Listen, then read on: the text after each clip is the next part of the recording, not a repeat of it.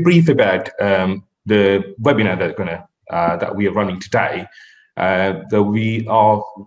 We're going to talk about starting and advancing your career in fire and security. So I myself will be talking about the fire and security market in the UK and the job opportunities and the challenges.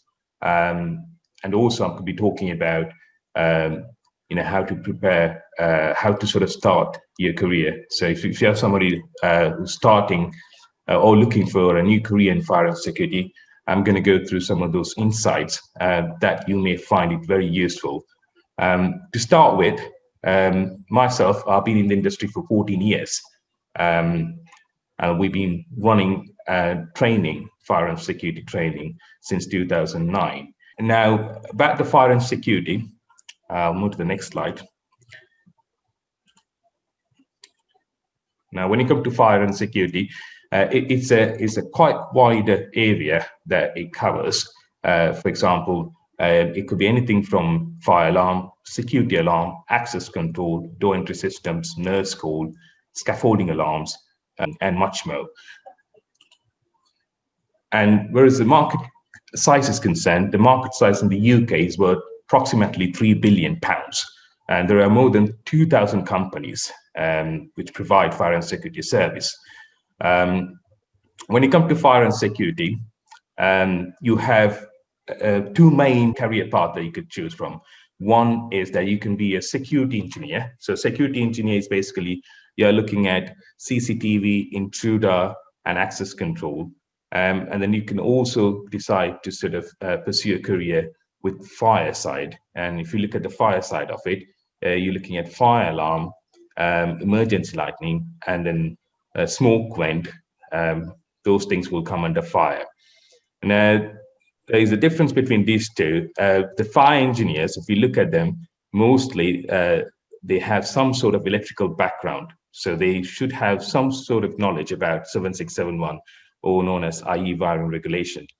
And whereas the security side of it, it not necessarily mean that they should, there's no need for them to have electrical background. If they have, it's always going to help them, but it's not something it's not a must for them. Whereas the fire side of it, you're more likely to see people who are doing fire as ex-electricians. Now, let's look at the market size, the job market for fire and security. I did a small research on the 5th of December to find some of those leading job portals to see how many live jobs are being posted. So if you look at it, total jobs has it had 1,719 jobs. Indeed had 693, and Reed 200, and Find a Job, which is the government gateway, which had about 364. So you can clearly see, even during this pandemic, the job market is very lucrative. So if somebody is looking to go into fire and security, you can be assured that the job market is always very lucrative, and always there's a need for fire alarm and security engineers. And so I often get people asking me how I can start a career in fire and security. Now, what I explain them is you've got two options. You can either start as an employee, so you go and work for a company as a fire and security engineer and gain some experience, and from there you could excel your career.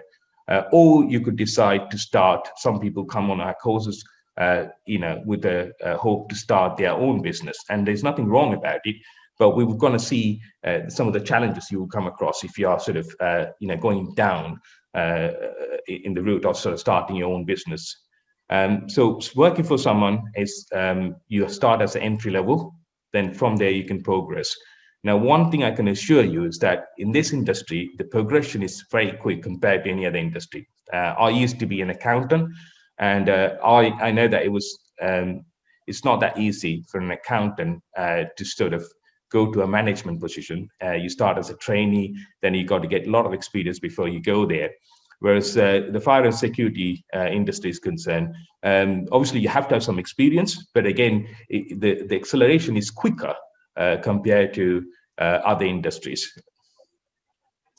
And so when you look at the job opportunities. As I mentioned to you before, you could go down the route of becoming a fire alarm engineer. If you decide to do that, it is always advisable at some point you should have some sort of electrical qualification under your belt, so that's definitely going to help you when it comes to sort of getting promoted in your organization, or even for a job interview. If you're an ex-electrician going for a job interview and trying to get a job, secure a job in fire, it is easier because obviously you understand the lot of electrical code of practice and how things work in electrical. Definitely going to help you in the fire alarm installation. Then when you come to the security side of it, it helps you if you're a person who's keen in learning about the latest technology out there. So give you an example, when we started back in the days, to see CCTV cameras through a desktop is something like a hot cake, that will sell. If you tell someone, I can connect a CCTV system, and also you can log in and then see your CCTV system through desktop or laptop or whatever it is. And people used to buy the system just for that feature. But then if you look at the market, now people want to see that through their mobile phone. Not only that, they want to sort of talk to the people, so they want to have better control of it. So it kind of a very dynamic market. So if you're a person who enjoy learning things, I think it's definitely going to help you when it comes to security alarm. Then you can decide to go as a fire and security engineer. So once you have the experience with the security alarm, there's nothing stopping you learning about fire alarm installation. So you could be like a multi-skill engineer. There's always a demand for someone who can do both sides.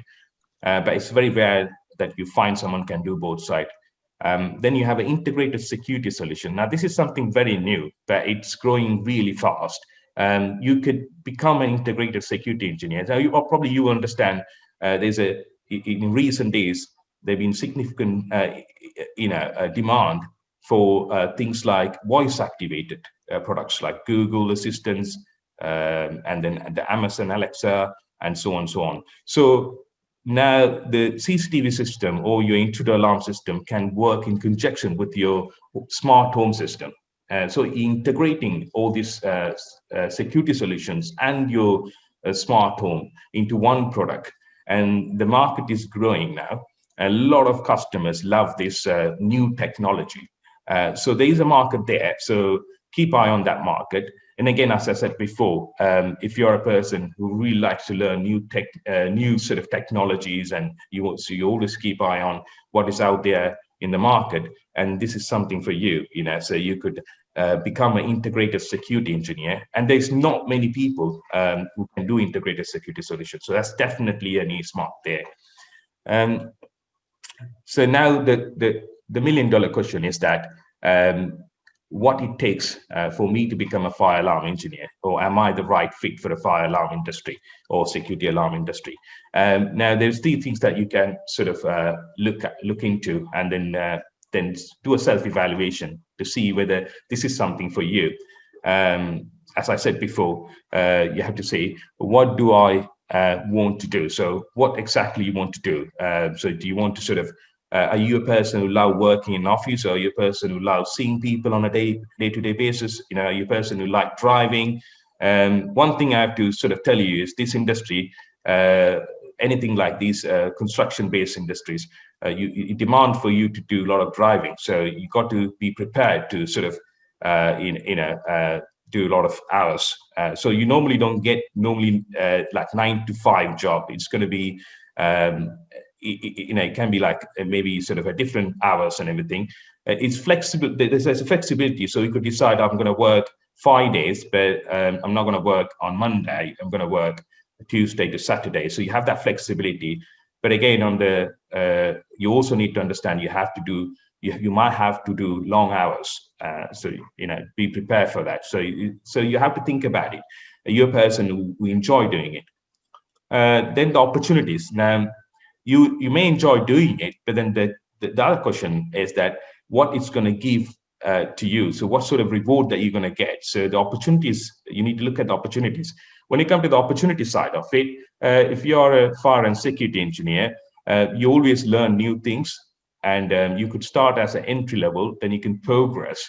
So you can go to mid level, then senior level, then eventually you can become a manager. Or you could decide to start your own company. So there's always need for subcontractors. So that's another sort of thing to to think about before you start, or before you start embarking on a journey. The next one is what I'm good at. So as I said before, you've got to be your skill set. Are you someone who is good with technical side of it? Are you someone who's willing to learn? Now, you don't need to become a network engineer to learn how to program a CCTV system for remote access, because nowadays things are very, very easy and they're very user friendly. But yeah, you still have to know some basics. So you need to understand about sort of basic networking and how things work, browsers and stuff like that. So you might just decide to go on a short course to learn about this. But but bear in mind, you're not trying to become a network engineer. It's not something that we're looking to do. But what we're looking to do is we want to learn what we need as a fire and security engineer. So again, so you've got to sort of do a self-evaluation to see whether you're the right fit for this market. And when people decide to go on a self-employment path, we got some good sort of information for you, and also tips. My colleague Isabel will give you tips, of marketing tips, and also Gary will explain you the funding options available for self-employed.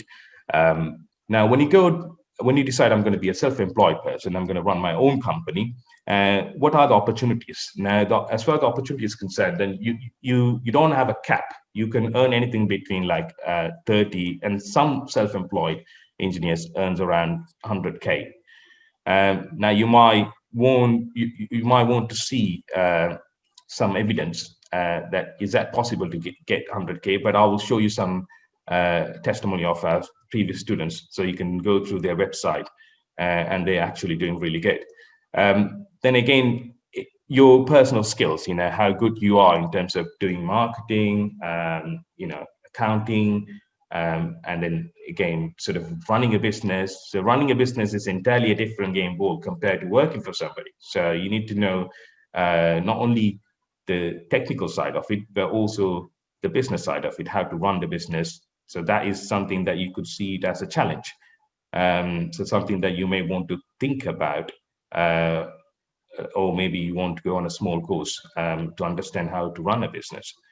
Again, if you're a person who already run a business, maybe like a locksmith, or maybe somebody who's self-employed, and this is not going to be that difficult. So that's the self-employment side of it. And if you're working for a company, to start with, you're looking at around 20 to 25K per year. Then you're also looking at call out, a van, fuel card, training, etc.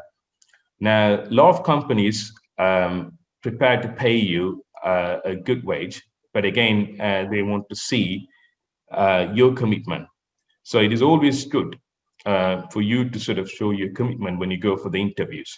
But when it comes to the salary part of it, it depends on where you live. But if it's anywhere in London, 25 is not that difficult to get as a training engineer. But a different part of the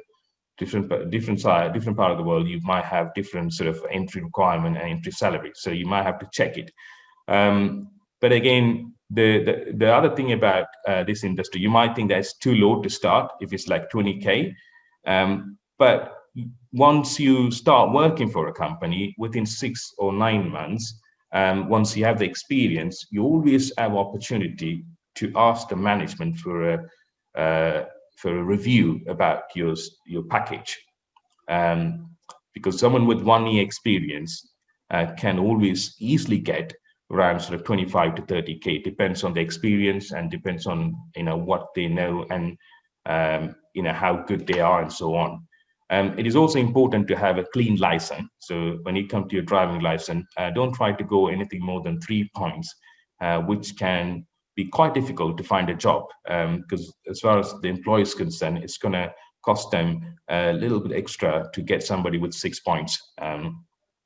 with the insurance company. So you got to make sure that you have a very clean license. You have a clean license, or maximum 3 points, not more than that. So when you work for a company, the other advantages that you get by working for a company is you get a good career progression. So that depends on the size of the company. So when you come to fire and security companies, it's easy for you to understand the size of these companies. If you look at these companies, most of these companies are approved and governed by governing bodies. So there's two main governing bodies, NSI and SSIB. So if a company is NSI Gold, so it kind of demonstrates that they've been in the market for some time, or they got big contracts. And if a company is NSI Silver, it kind of demonstrates like a small or medium-sized company. Whereas SSIB, mostly medium and small size company. It's not always the case, but you could use this as a sort of a benchmark, as a tool to sort of know about the company.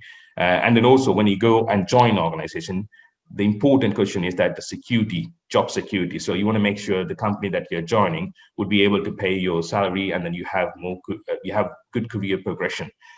So you could use this tools. So you can go to NSI website and then search for the company and see what sort of scheme they are under, whether it's a gold or silver, and same with SSIB. You can go to their website and check the company and see what sort of scheme they are under. All right, so how to sort of get into the industry. So if you have somebody who has never done any CCTV installation in your life, as we explained in our previous slide, you just want to make sure this is something right for you. So if you're a person who don't like going out or don't like doing manual work, then maybe this is not the right career for you. But if you're a person who love doing manual work, who love meeting people, then this is the industry for you. So once you establish that you really want to start a career in fire and security, then look at the different avenues that you can use, different career path that you could take. For example, you could go and do a course. There are a few courses that you can do to become a fire and security engineer. So there are short courses, and there are courses which are pretty long courses, like 3 years. So you could decide, whether it's to do a course that lasts for 3 years, or whether it's to do a short course. And if you do a course that 3 years, 2 years, it's fantastic, because you learn a lot of things, and also as a part of it, you probably go and work for someone. But the problem with that is, as I mentioned to you before, the industry is very dynamic, so things change really fast.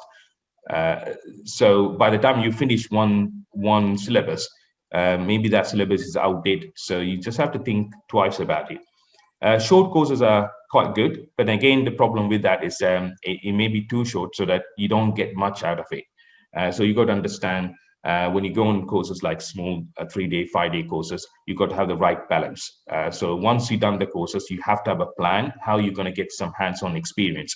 Maybe you want to work for someone, or maybe you want to shadow a fire and security engineer. So you got to plan yourself. So that's very important. And I mean, you can go to our website. We got some learners who have done our course, and you can also read their stories. For example, we have Izem Ba from Nigeria, who's running a company, and he's been a student for a very long time, because he completed about 3 courses with us, and he was here last week as well. So and then again, Kevin, ex British Army, and he's running a company called CCTV. So you can go to our website, you can see videos of him. And you got Ali, he started a new company, he's very excited about it, CCTV people, and he's going for SSAIB approval. And you got Norbit Mahmoud, is running a company called IC2 Security, Bristol. So you could Google these companies' name and get more information about it. So you kind of give you a kind of assurance, or maybe a motivation, I should say, so for you to start your career in fire and security. Now, if you have any questions, you can ask me, and I'm more than happy to sort of explain anything that's not clear, or you could use the chat facilities to chat with me.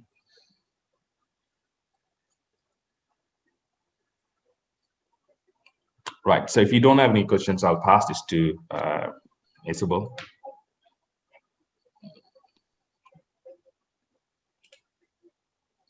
Hi guys. Ferdinand, do you want to just check if there's anyone else that's trying to get in? Okay. On the participant bit.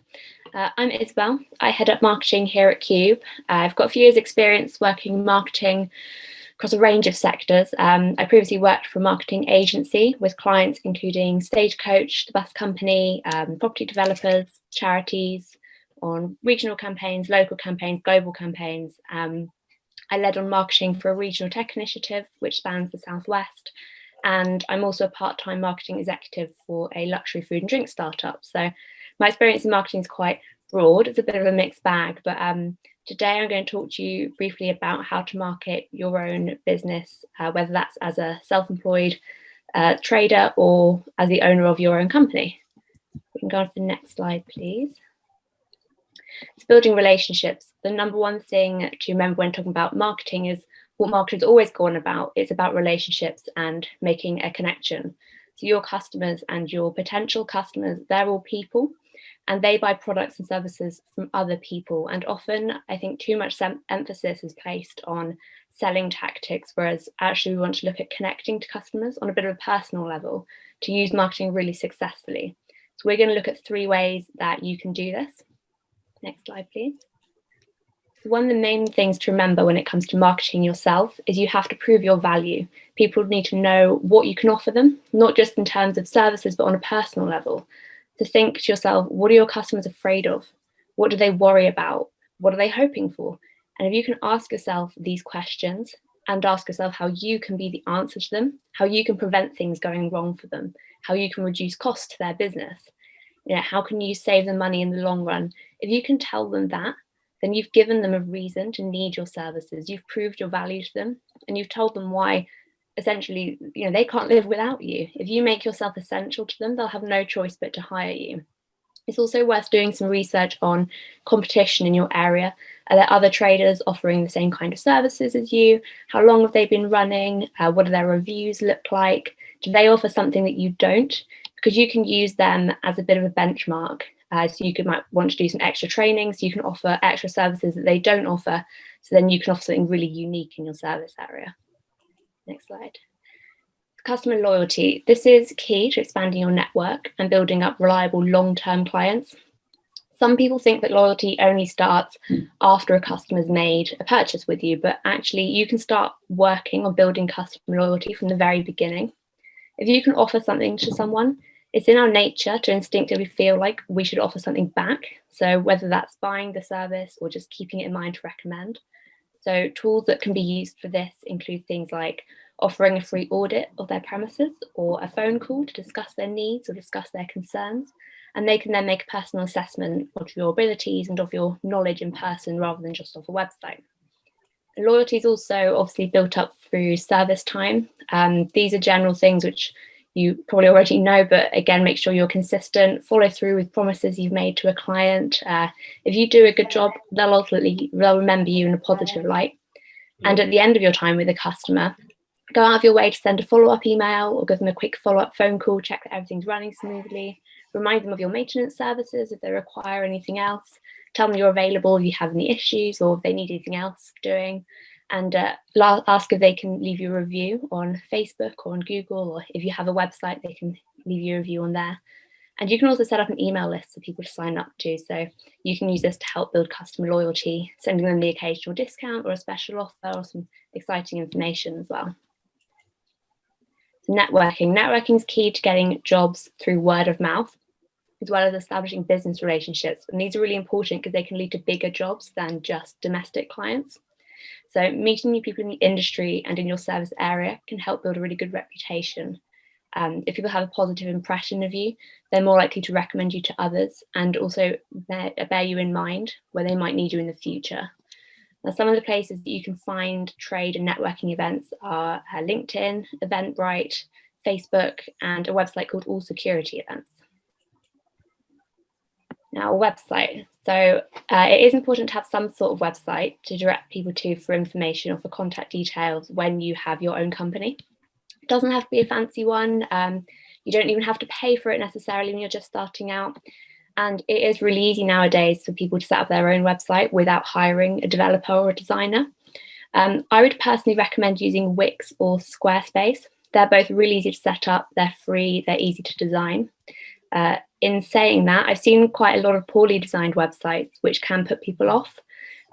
If your information is difficult to read, or if your contact details aren't on there, if it doesn't load properly, things like that will make people leave the website.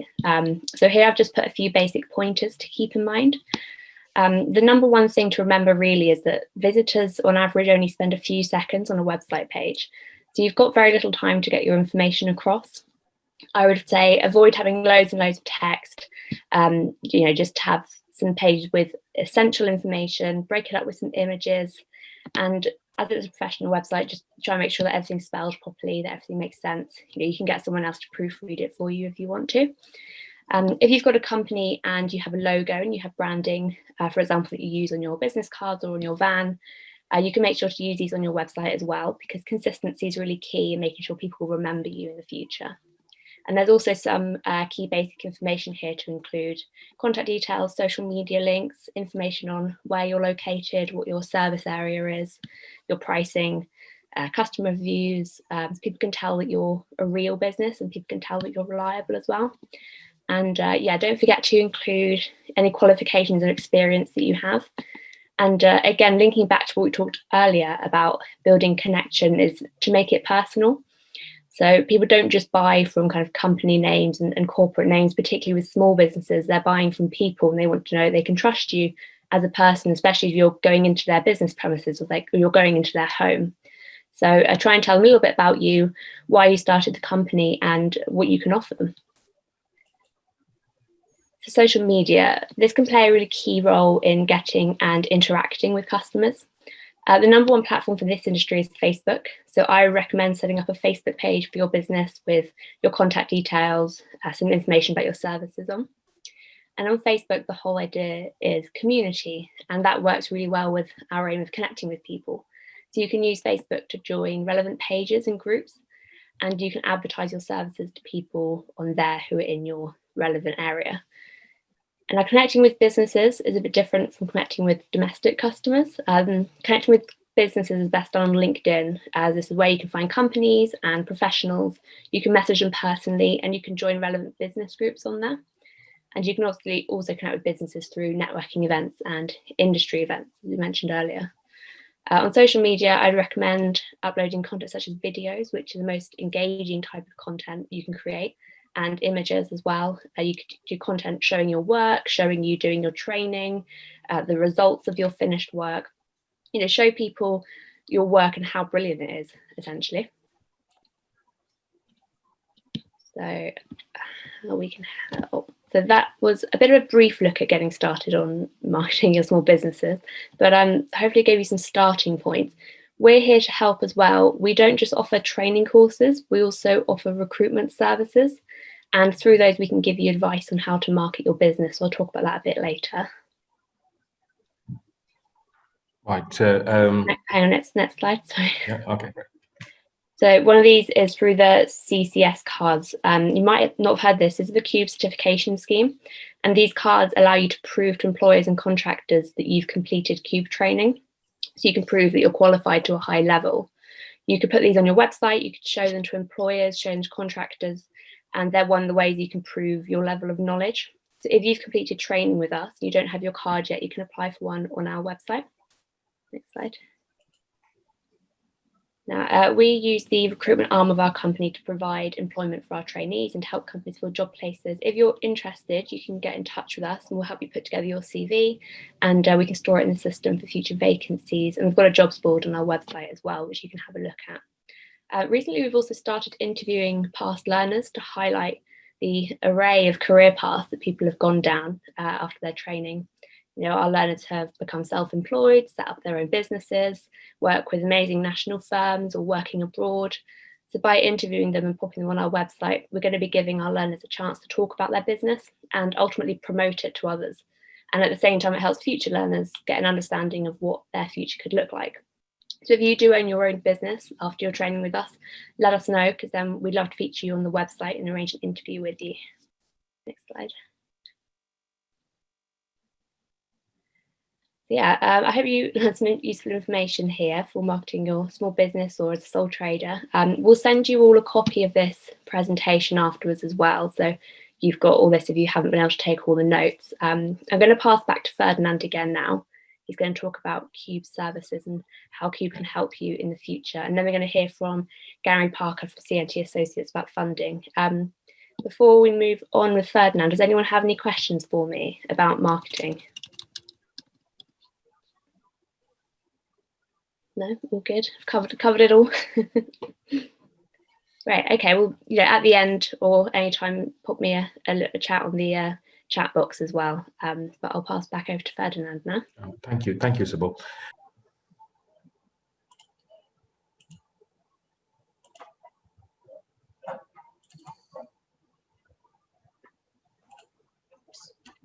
I've got Gary here. Hi, Gary. Hi, Freddie. How are you doing? I'm good. Thank you. So I'm not sure, Isabel, are we sort of presenting Gary's slides or how it's work? Through the slides. Yes, yeah. If you give me permission, I can share them myself. Okay, that's fine. No problem. Yeah. Okay. Right, so let's try.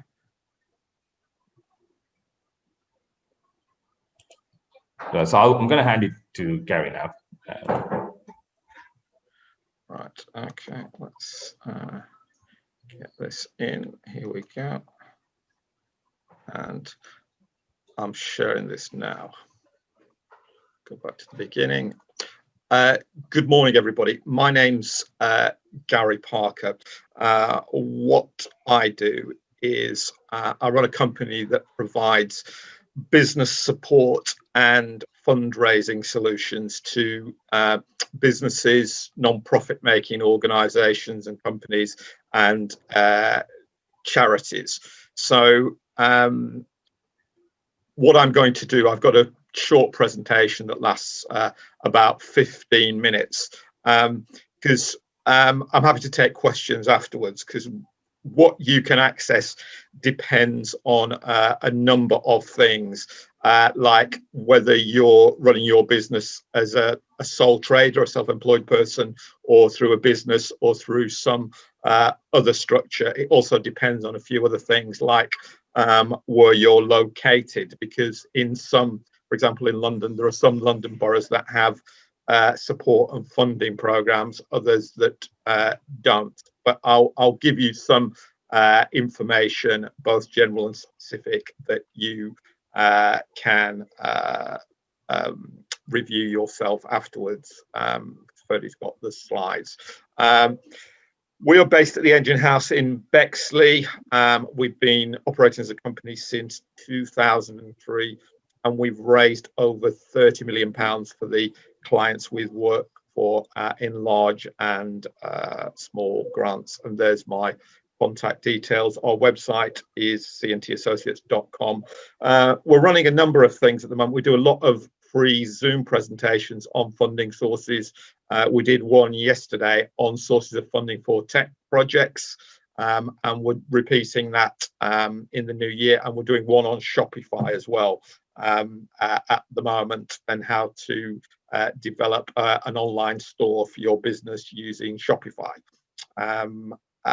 And we've got 2 workshops on that. The introductory one is free, and then there's a pay one as well, which is a live demonstration, but they're very cost effective.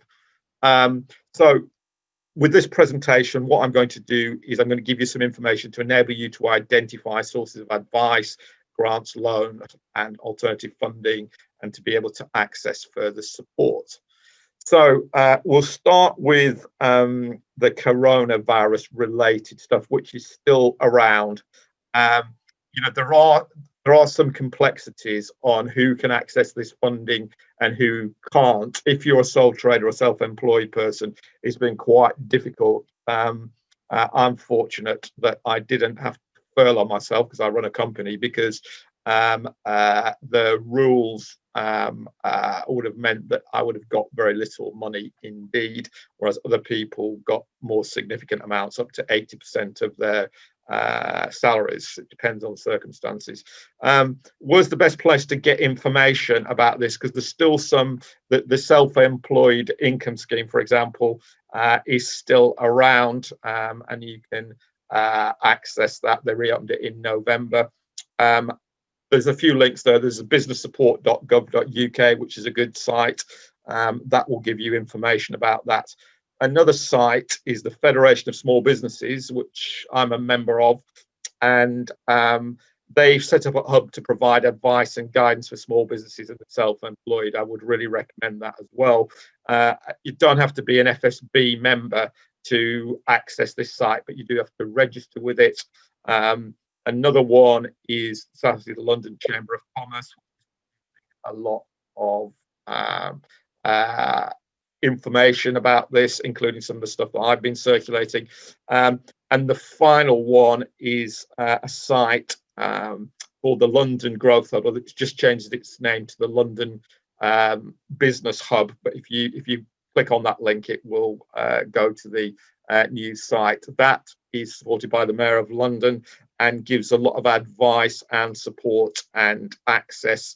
It's a kind of gateway site to other support. There has been some up to £5,000 grant funding for small businesses, but they keep opening and shutting that window very, very quickly. But that's a good site to look at, whether you're based in London or not, because it's got so much information on it. Indeed, so have the others, about what businesses and individuals can access the support and potential funding. One of the things that has happened for some people who are self-employed is that you can get the self-employed income support scheme, which is 80% of the average monthly trading profits, with a limit of about £1,800 a month. That is out now, and there'll be these are subject to review in January, but the next three, funded in 3-month rollout periods. The next one starts in February till the end of April, but that's reviewed in January, so they haven't set the amount yet. The other thing that is out there is something called a bounce back loan, but this only applies, and indeed the other scheme only applies to people whose businesses existed before March 2020. If you're a new startup, then you're probably not going to be eligible for either of those. The bounce back loan is probably the best business loan for small business there is, because the interest rate is set at 2.5%, and there's no repayment in the first year, and the repayment period has been now stretched over 10 years or extended up to 10 years. So that's interesting, but as I say, that only applies effectively to businesses that exist, or that were in existence, or if you were self-employed before March 2020. If you're a startup, you're not eligible for either of those. Another good source of advice for people who are have issues, especially about taxes, is the HMRC helpline. If you pay VAT, there has been some deferrals around on that, but till March 2021, but you still have to pay it. It's a deferral, it's not offset in any way. But if you've got any issues about tax, that is a good line to call. Okay, we'll move on now to my more sort of regular sites. As it were, the first site I'd like to highlight is one called Funding Central. All these are free unless I say otherwise. There are some that you have to pay for, but most of the ones on this presentation are free. The first one is called Funding Central, and that's got about 4,500 funding sources on it. And you register with it. It's free to register, and you can do a customized search, and that covers any type of business or organization, from being a sole trader right through to charities. That's a good one. Another excellent one is the Entrepreneur Handbook, which is a good one anyway, particularly if you're starting up in business, because it gives you a lot of information about how to set up a business, and it's also got an extensive section on grant funding, which I'll mention more about later. Another good blog site that I've come across is one called Sage Advice, which gives information about a range of business related issues, but grants for small businesses is one of them. The next one is the Government Grants Hub, which you can do a customized search for any government grants that are out there. But you have to customize it, because it does depend on what sector you're in, what your business status is, and a number of other factors. And again, the London Business Hub, which I've already mentioned, which changed its name from the London Growth Hub, is another excellent site. Another one that I would recommend is called Simply Business. That's got a range of support and is focused on small businesses. So if you are not sure where to start on any of this, I would advise you to look at those 6 sites plus the FSB sites. You know, they're good places to start, and I think you will find a lot of information that is very, very useful, not just on grant funding, but developing a business in general, because cash is one thing, but support, knowledge, and development is another big part of business as well. Here's another feature of government support. This is the National Business Support Helpline. I did ring it a while ago. It's still functioning, but I suspect they're rather busy at the moment. You can email them as well. This is a national support line run by the Department of Business, Energy, Innovation and Skills. And in London, it's managed by the Mayor of London's office and different agencies in different regions of the country. And you can either email them or phone them up. They may well just refer you back to local support agencies, but sometimes they can give advice. It depends on what your inquiry is about.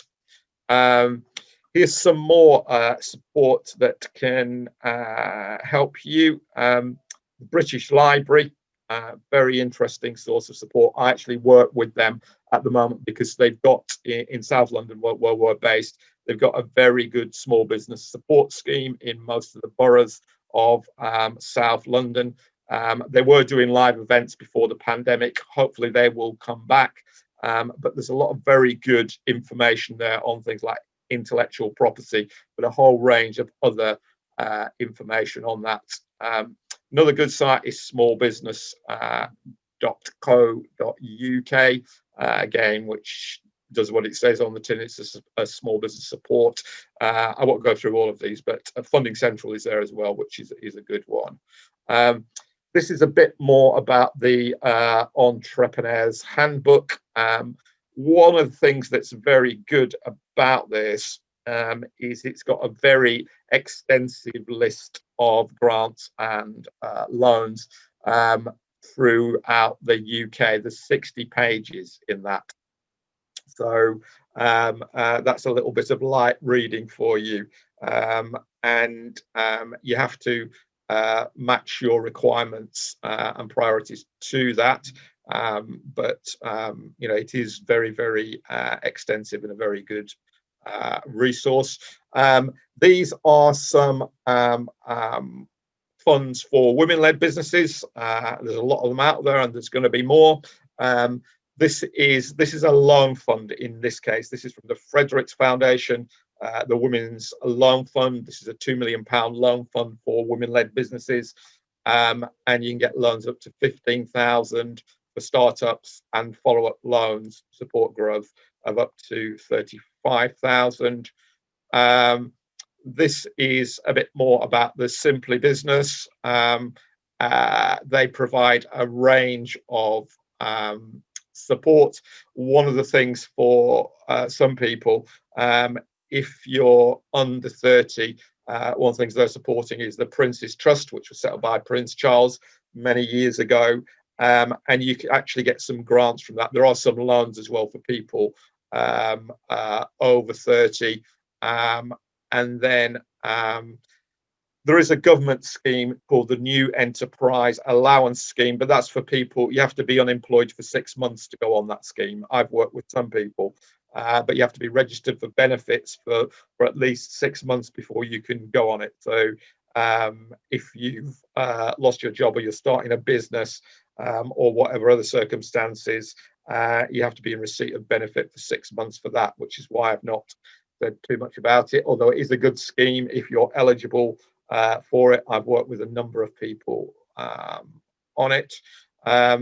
Here's some other support. The government direct site, you can do a customized search on that as well. And again, that's a good one to do, to use. I use that myself on some occasions, and then there's a couple of other things there. Apprenticeships. A lot of people don't realize that even if you're self-employed, you can take on an apprentice, but there are terms and conditions for that, and you get a £1,500 grant towards supporting that apprentice, but you do have to pay them, and they get some support from an apprenticeship provider, usually a college or a big training company, to develop those skills for 1 day a week. And again, that program is rolling out. There's also another new program called Kickstart, which I haven't featured yet because I'm just waiting to see how it rolls out in London and the Southeast, where we do most of our business. That is basically taking on a young person or work experience for 6 months. They do get paid for this, and it's funded by the government, because there are a lot of young people between 18 and 24 who are currently unemployed. But again, those young people have to be on the Department of Work and Pensions register, are registered for benefits for at least 6 months. And there are some other terms and conditions about that as well. Here's some more regional support. I've already mentioned the London Growth Hub. There are some other organisations around that provide support as well, though, including one called some of you might want to look at, the East London Business Place. Although obviously it started in East London, it does cover South East London as well. That started up originally to support businesses who wanted to get contracts with big businesses at Canary Wharf. And obviously security and related areas is of interest to those businesses, and that's well worth checking out. But they do provide a range of sources. They are active in Bexley and Greenwich, to my knowledge, as well. Another one, but this is for the more digital side of things, is called Newable, who are they were originally supported by, well, still are, by the Mayor of London, but they do a lot of business support work, and they also invest in technology businesses. There's quite a lot of funding out there at the moment for technology-led businesses, but you have to do your homework to access it. But they will actually invest themselves or find other investment partners for some businesses if you've got, including startups, but you have to have a very good and well-developed business idea. This is a bit more about the London Business Hub. It's chaired by the Mayor of London, and it works with the London boroughs, and there's quite a lot of information on funding and related opportunities on that site. As I say, they have produced some direct funding for businesses. They were there's some grant funding very recently for up to £5,000 for new and existing businesses that need to develop their services using technology, or a number of other measures. But there are terms and conditions on that. But if that reopens, I think some of you will be eligible for that and you should try having a look at it. This is one of the grants that the Mayor of London has been supporting. It's called the Mayor's Resilience Fund. This is for new businesses, and it supports the designing and testing of new innovations with grants up to £30,000. There are some terms and conditions on that, but it's best to check out the sites if you're eligible. Two other things I wanted to mention as well. One is around crowdfunding. There's a number of initiatives around this. What that is about is you set up a project or a request to fund your business on a crowdfunding platform, and then if you invite people to basically make contributions towards that. And there's a very good scheme in London called Pay It Forward.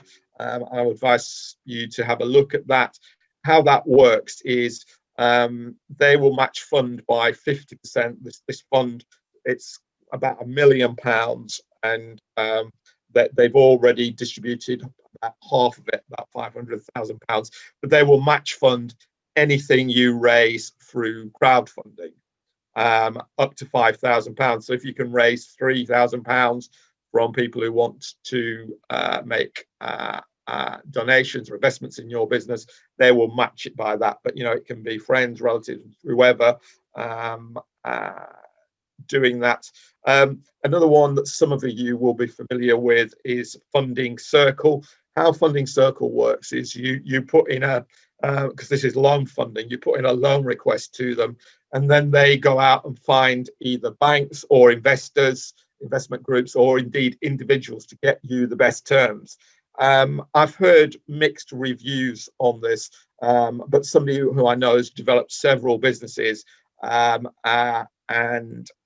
she runs a number of accountancy practices, and the interest rates do vary.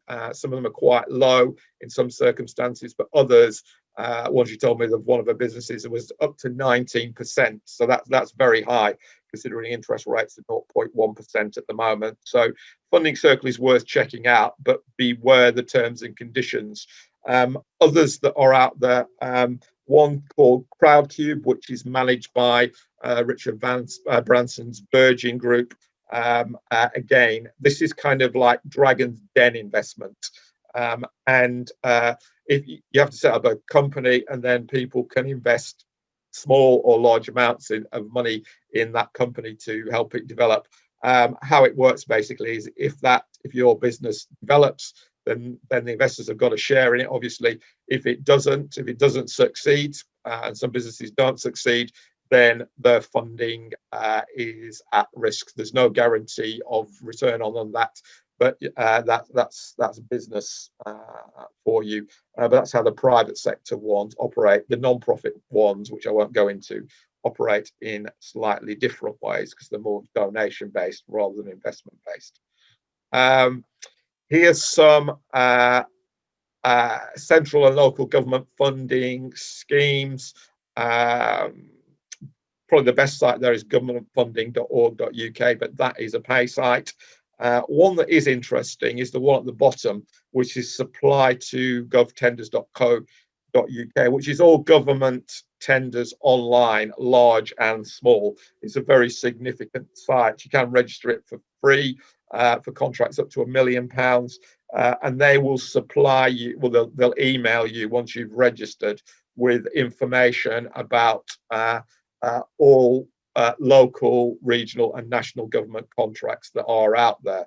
And as I say, the area that you focus on is quite a competitive one. There's always room for new organisations, so that may well be worth checking out if you're an existing business. But if you're just starting up, I would keep this presentation to one side and check that out in due course, because the government is still the biggest procurer in Britain. I think it's rising. It was in normal years about £230 billion a year that the government spends, but as we all know, they've been spending a lot more than that recently.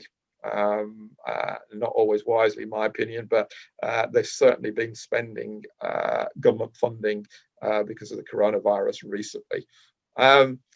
Here is another one, Innovate UK. This is for tech funding and technology-based businesses. Innovate UK is Britain's biggest tech funder supported by the government. They've got a lot of initiatives. They've recently government put in another £175 million for support for existing tech businesses. And this is one of the schemes. You need to check the site out. The easiest thing to do is just Google Innovate UK and you'll get all the links. This is one of their voucher schemes.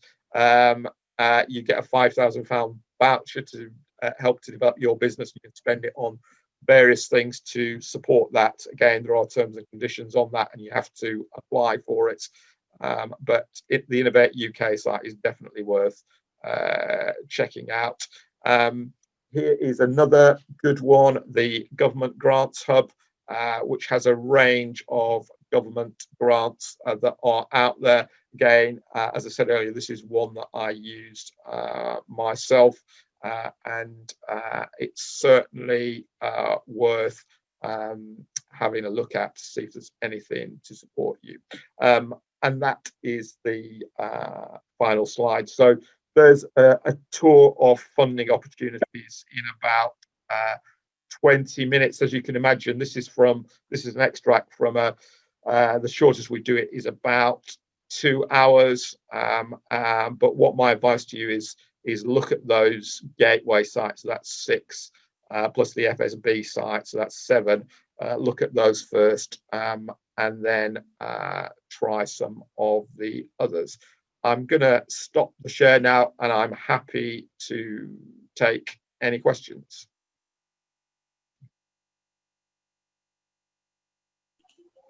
So, Gary, thank you so much. If someone wants to do training, is there any funding? If it's like a vocational training, is there any funding available for people to sort of engage in trainings?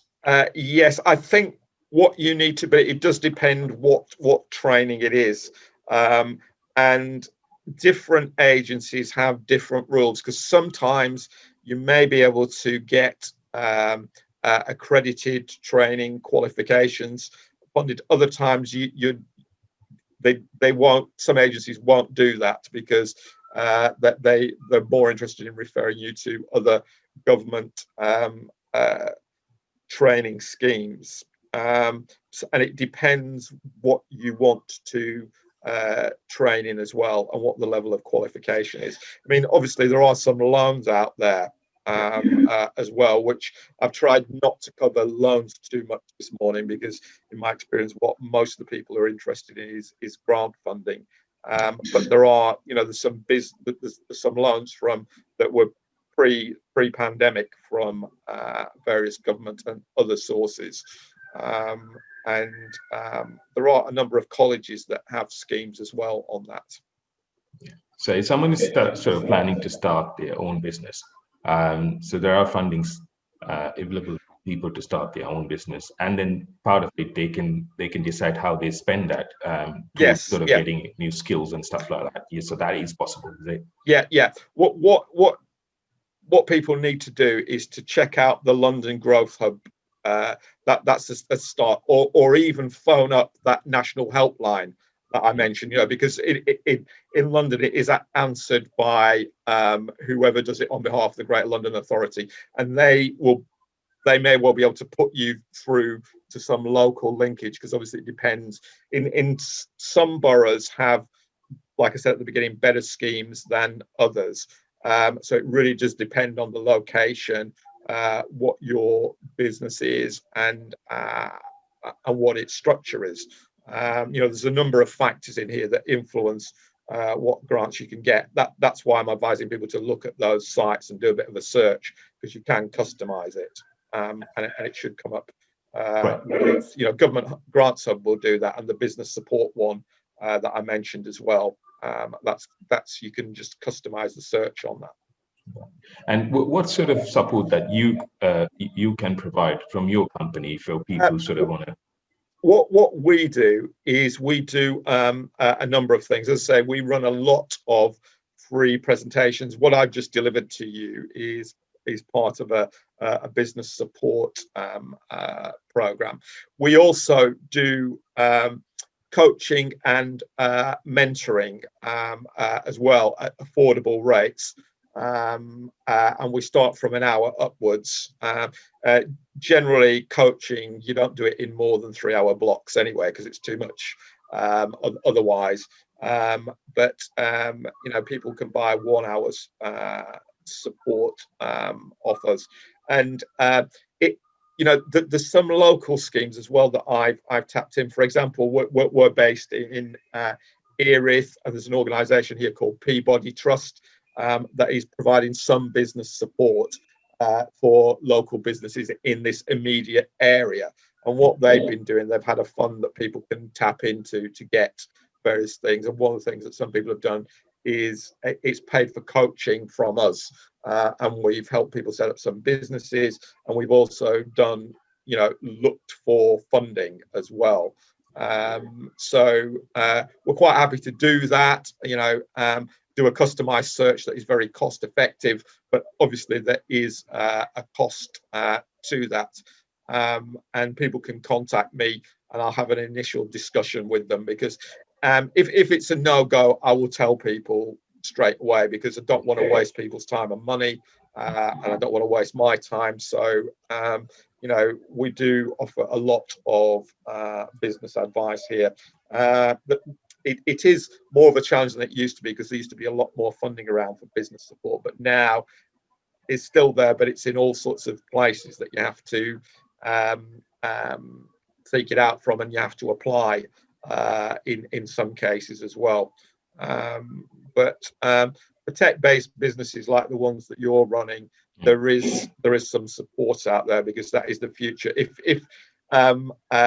you were hospitality businesses, I think you would find a bit of an issue as well at the moment. You know, those kind of, it's a shame really, because I've worked with a lot of them, but you know, obviously they're in a very difficult position, and that's not going to change soon. But tech-based businesses, they are the future.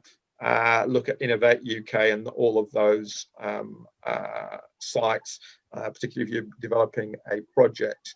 There's a lot of potential support out there, but you do have to jump through hoops to get it. It's not straightforward. This is one of the problems. If you notice, there's not one site I can say, go to that site and then you'll get customized support for whatever you're doing.